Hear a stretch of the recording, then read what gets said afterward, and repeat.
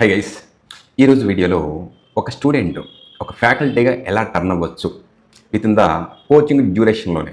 Okay right, ఆ process అనేది ఎలా ఉంటుంది అనేది చూద్దాం గైస్.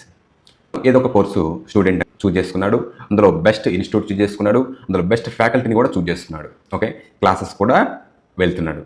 ఫస్ట్ డే క్లాస్ విన్న తర్వాత ఆ డేలో ఫ్యాకల్టీ ఏం చెప్పాడనేది పర్ఫెక్ట్గా విని ఫోకస్డ్గా విని దాన్ని నువ్వు సెకండ్ డే వచ్చేలోపు దాన్ని రివిజన్ చేసుకోవాలి.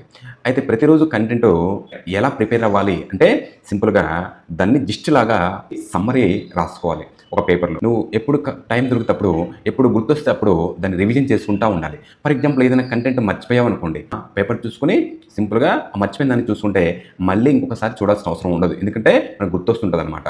ఓకే, అలా ఫస్ట్ డే నువ్వు పర్ఫెక్ట్గా ప్రిపేర్ అయ్యి లైక్ నీకు నువ్వే చెప్పుకుంటూ క్లాస్లోకి వెళ్ళిన తర్వాత ఒక్కసారి మిగతా స్టూడెంట్స్కి నువ్వు చెప్పటం కనుక అలవాటు అయితే అలా ప్రతిరోజు ఫర్ ఎగ్జాంపుల్ సెకండ్ డే కూడా కంటెంట్ అనేది క్లాస్ అయిపోయిన తర్వాత సెకండ్ డే కూడా ఆ జిస్ట్ రాసుకో.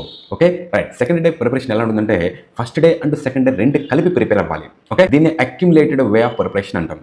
Right, for example third day ఉంది గైస్, థర్డ్ డే కూడా మనం ఇదే వేలో క్లాస్ విన్న తర్వాత దాన్ని జిస్ట్ రాసుకొని దాన్ని రివిజన్ చేసుకుంటూ అప్పుడు first day second day third day ఈ 3 days అక్యుములేటెడ్గా ప్రిపేర్ అవుతూ ఈ వే ఆఫ్ ప్రిపరేషన్ మనకి స్టార్టింగ్ డే నుంచి కోచింగ్ ఎండ్ అయ్యేంత వరకు కూడా ఈ వేలో నువ్వు ప్రిపేర్ అయితే అంటే కాన్సెప్ట్ అనేది ఎండ్ టు ఎండ్ ఏమేమి కాన్సెప్ట్స్ ఉన్నాయి, రైట్ ఎన్ని కాన్సెప్ట్స్ ఉన్నాయి అనేది, అందులో ఈచ్ కాన్సెప్ట్ ఏం చెప్తుంది, ఈచ్ కాన్సెప్ట్ అనేది ఎప్పుడు యూజ్ చేయాలి, ఎక్కడ యూజ్ చేయాలి, దాని సింటాక్స్ ఏంటి, దాని ఎగ్జిక్యూషన్ ఏంటి, ఇవన్నీ కూడా గ్రిప్ వస్తాయి అన్నమాట సింపుల్గా.